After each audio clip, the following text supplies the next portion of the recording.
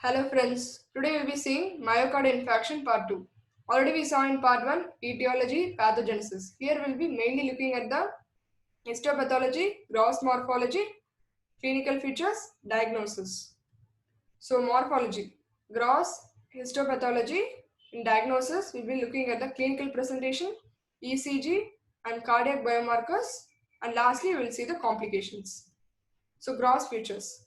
Infarcts less than 3 hours cannot be visualized by any means, but more than 3 hours can be visualized by triphenyl tetrazolium chloride. It's a very common sense, right? This cannot be done in a living person.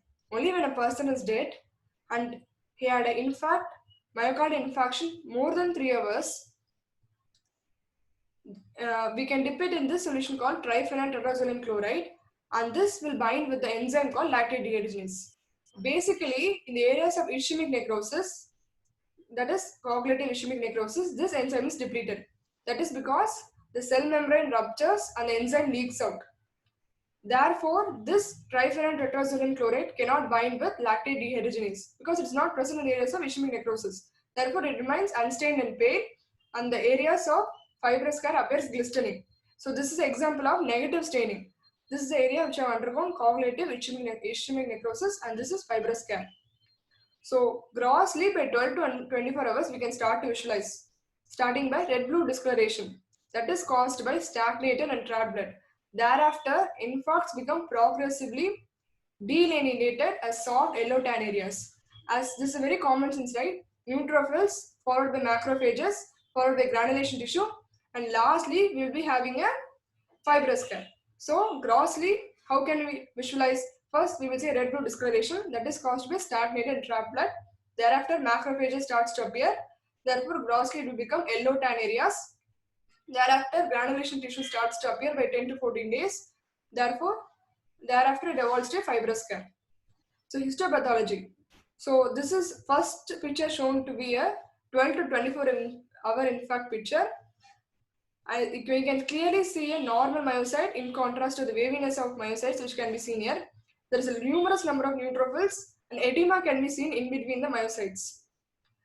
So this is 12 to 24 hour infarct. By day 1 to day 3, numerous neutrophils infiltrate and the myocytes become densely eosinophilic with no nucleus. This is day 3 to day 7. As I said, after neutrophils, macrophages starts to appear. A point to be noted here is, with macrophages, neutrophils also coexist. But we will be concentrating mainly from here onwards on macrophages, what will be entering new, like macrophages, granulation tissue. So you should keep in mind that it's obvious that previously neutrophils and macrophages will be present. So as you can see here, numerous macrophages have eaten or phagocytosed to the myocytes and large empty spaces can be seen. Coexist with the neutrophils. Thereafter, granulation tissue starts to appear. Laden down, few collagen fibers. This is basically a Mason's trichome staining. As you can visualize, the blue color collagen fibers here and there, laden down improperly, and a newly formed capillaries can be seen. This is more than day 7 to day 14. By day 14 onwards, up to 6 to 8 weeks, the heart completely heals with a fibrous scar. That is, the myocytes have been replaced with a collagenous tissue and capillaries have been formed. This is more than 14 days. You can see here. This is a uniform capillaries and this is a well laid down collagen fibers in stacks. So I will summarize both gross and light microscopy. So before that, I have to tell a very important thing. 0 to 30 minutes in MI is very important. That is because there is no chance of irreversible injury in this 0 to 30 minutes. After that, the area which have myocardial infarction, ischemic necrosis can undergo irreversible injury. Once it has gone to a state of irreversible injury, it is very difficult to bring it to the normal state. So, by 0 to 30 minutes, if a person is brought to the hospital, there is very high chance that his recovery rate will be high. So by 30 minutes to 4 hours, you can see a waviness of myofibrils, electron microscopically large amorphous densities, myelin ficus. By 12 to 24 hours, grossly you can see a dark mottling like necrosis starts and neutrophils appear. As you can see, waviness of myofibrils can be very well visualized here, whereas in the first case, Once again.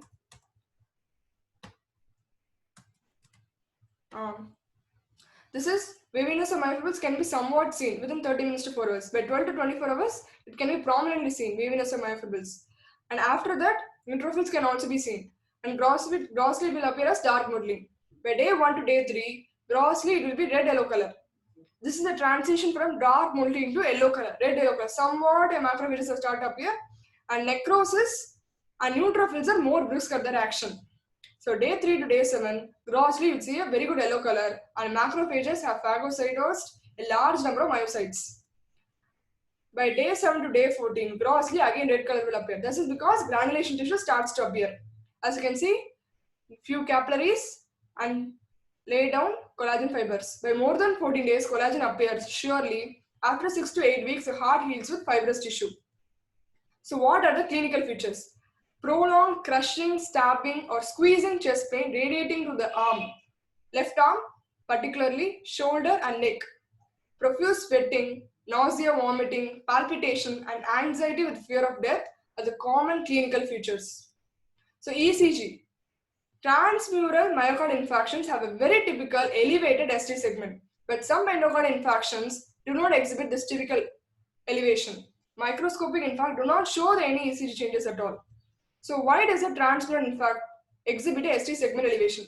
Let's just recall what does a ST segment represent. It represents the complete depolarization of the left ventricle. If there is going to be a myocardial infarction, the area which is going to undergo cognitive ischemic necrosis, there is going to be a disruption of charges. Therefore, there cannot be complete depolarization. Charges move towards the area of transmural infarction. That is, the whole of the ventricle is involved.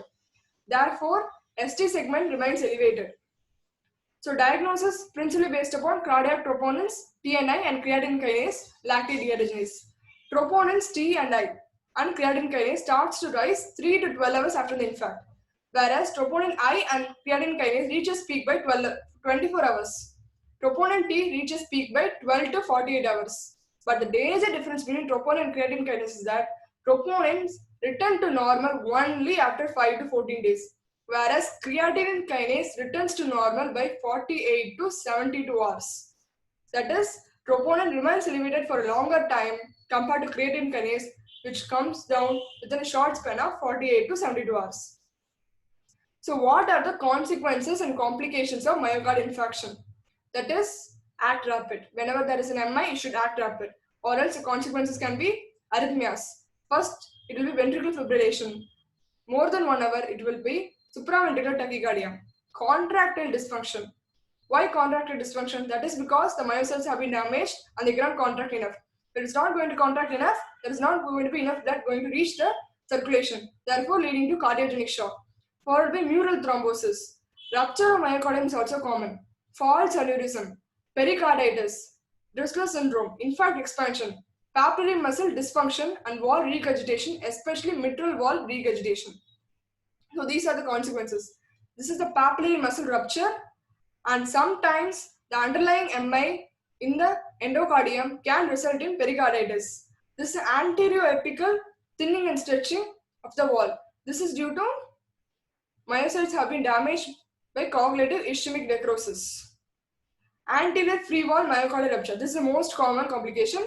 Next is ventricular septal rupture leading to shunting of blood from left to right. And this is left ventricular aneurysm. Thank you.